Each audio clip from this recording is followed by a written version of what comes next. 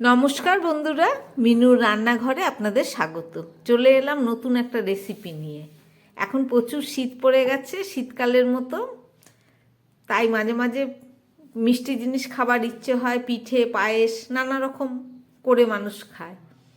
আজকের একটা সহজ পিঠে করে আপনাদের দেখাবো, একদম ঘরোয়া উপকরণ দিয়ে। সবসময় জোগান থাকে না সব কিছু করার মতো, হঠাৎ ইচ্ছে হলে এগুলো দিয়ে করে খাওয়া যাবে। আমি প্রথমেই নিয়েছি 1 বাটি আটা, যেটা ঘরে থাকে রুটি খাওয়ার আটা। এই যে আটাটা আমি চেলে নিয়েছি। সঙ্গে নিয়েছি 1/2 কাপ মতো সুজি, আর নিয়েছি কিছুটা গুড়, কি বলে এটাকে, ভেলি গুড়। আর নিয়েছি 2-3 চামচের মতো গুঁড়ো দুধ। এই সব দিয়ে দারুণ সুস্বাদু এবং হেলদি একটা খাবার পিঠে করে আপনাদের দেখাবো। তাহলে চলুন শুরু করি। একদম প্রথমে এই গুড়টাকে আমি একটা গ্রেটারের সাহায্যে একটু গুঁড়ো করে নেব।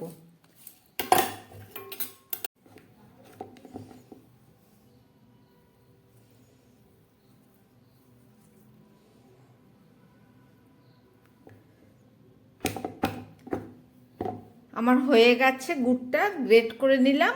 এবার এটাকে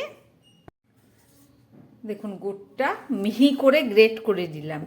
এবার এটার মধ্যে সামান্য একটু জল দিয়ে আমি গুড়টাকে ভিজিয়ে রাখবো। গুড়টা ভিজিয়ে রাখলাম, গলে যাক, ফেরত আসছি। 1 বাটি আটা আমি ভালো করে চেলে নিয়েছি, সেই আটাটা ঢেলে নিলাম। আর নিয়েছিলাম 1/2 কাপ সুজি, এই সুজিটাও এর মধ্যে দিয়ে দিলাম। এবার দিয়ে দিচ্ছি খুব সামান্য একটু নুন,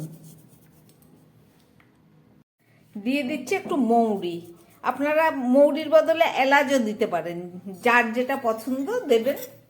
আর দিয়ে দিচ্ছি এখানে একটু গুঁড়ো দুধ, এই 2 চামচ মতো গুঁড়ো দুধ দিয়ে দিলাম। আর দিয়ে দিচ্ছি এই 1 চামচ মতো ঘি। যেহেতু 1 বাটি আটা, এবার এটাকে খুব ভালো করে আমি মিশিয়ে নেব। এই সুজি আটা সঙ্গে ঘিটাকে ভালো করে মিশিয়ে নিচ্ছি। খুব ভালো করে মিশিয়ে নিলাম। এবার এই গুড়টাকে ভিজিয়ে রেখেছিলাম জল দিয়ে, সেই জলটা নিলাম। পুরোপুরি এখনো গলেনি। অল্প গুড়ের জল দিয়ে আমি আটাটাকে খুব শুকনো করে মেখে নেব।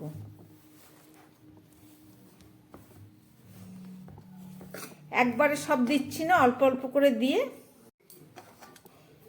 খুব শুকনো করে সুন্দরভাবে মেখে নিলাম। এবার বাকি যেটুকু জল আছে এইটুকু আমি পুরোটা দিয়ে দিচ্ছি। এবার আপনারা যারা একটু কড়া মিষ্টি খেতে ভালোবাসেন, তারা চাইলে আর একটু গুড় বেশি দিতে পারেন।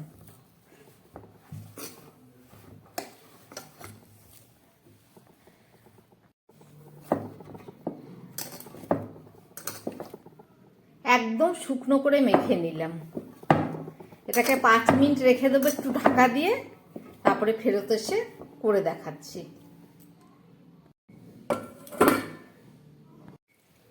5 মিনিট হয়ে গেছে, একটু নরম হয়ে গেছে।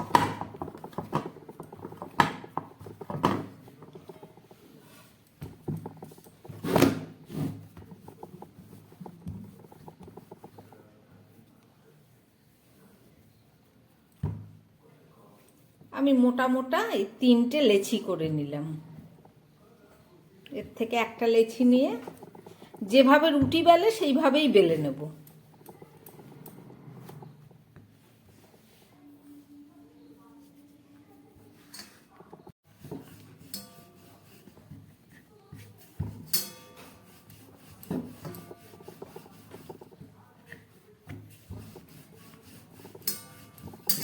একটু বেশি শুকনো করে মেখেছি বলে ধারগুলো ফেটে যাচ্ছে।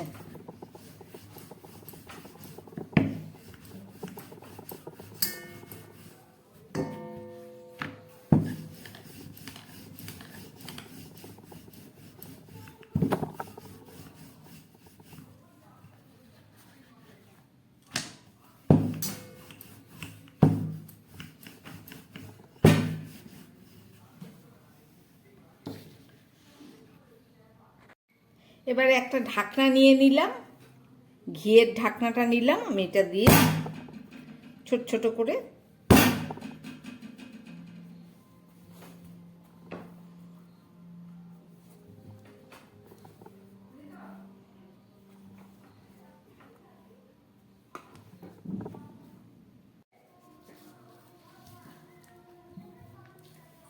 এই যে কিছুটা বেলে নিয়েছি, আর একটা বেলছি।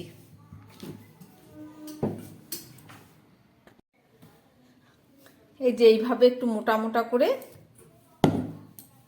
কেটে নিলাম। চলুন এগুলোকে ভেজে দেখাচ্ছি। গুড় পিঠাগুলো ভাজার জন্য একটা কড়াই বসিয়ে তার মধ্যে আমি পরিমাণ মতো সাদা তেল দিয়ে দিচ্ছি। এটা সয়াবিন অয়েল। তেলটা গরম হয়ে গেছে, আর এই যে আমার সমস্ত কিছু বেলা হয়ে গেছে। এবার এগুলোকে ভেজে নেব।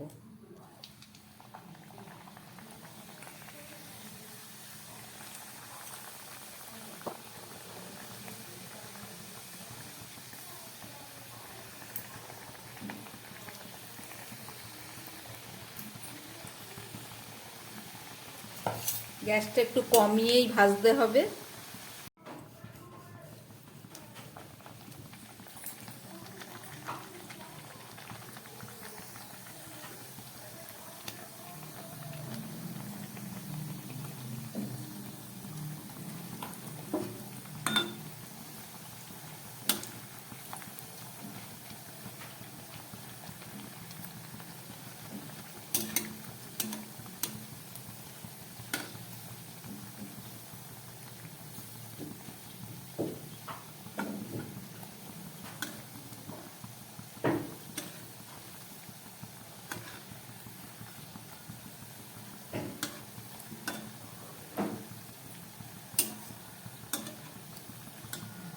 ঘুরিয়ে ফিরিয়ে খুব সুন্দর করে এগুলোকে ভেজে নিতে হবে।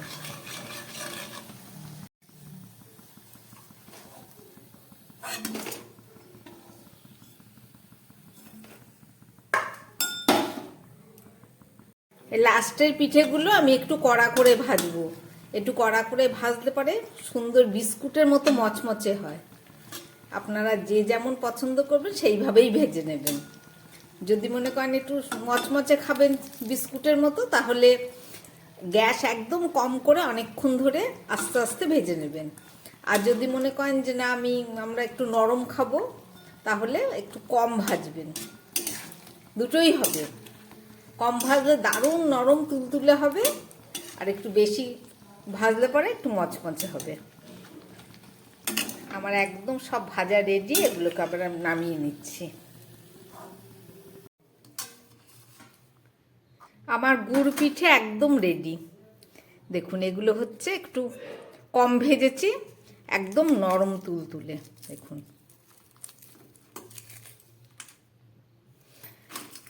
আর এগুলো একটু কড়া ভেজেছি চায়ের সঙ্গে খাবার জন্যে। এখনো গরম রয়েছে, এখনো ঠান্ডা হয়নি। দেখুন একদম মচমচ করছে।